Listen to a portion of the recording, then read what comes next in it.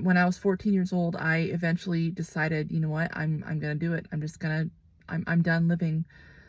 And I started planning my own end of life. It was July 2005, and my whole family was getting ready. They were leaving the house to go to a birthday party that day. I pretended to be sick. I got out of going to the party, and I did that so that I could be home alone, where I planned on ending my own life.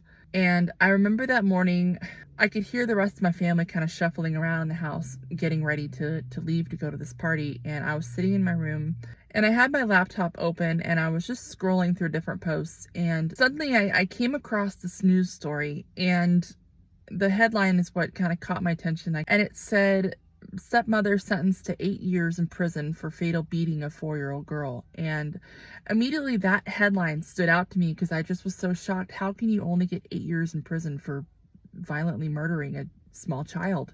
And so I clicked on the link wanting to read more about what had happened to this girl. And her name was Sirita Sotelo, and she had been horrifically abused, and it had been this horrible, violent, terrible death after a long time of having just a terrible life. She had suffered her whole life, basically.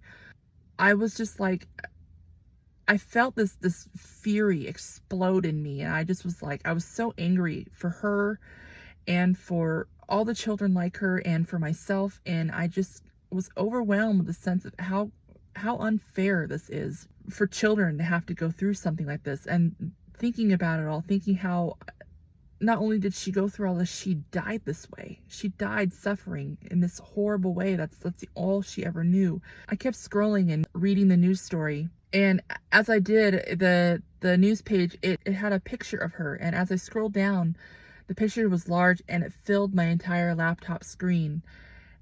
And suddenly I was looking at my laptop screen and I'm looking at her picture, and it's like my eyes locked with her eyes.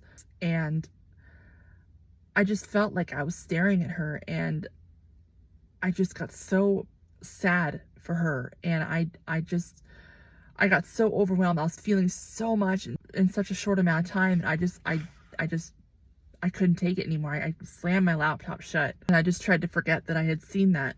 And not long after that, my family left to go to the birthday party, and I was there home alone, and I was like, all right, this is it. I'm going to end my life now.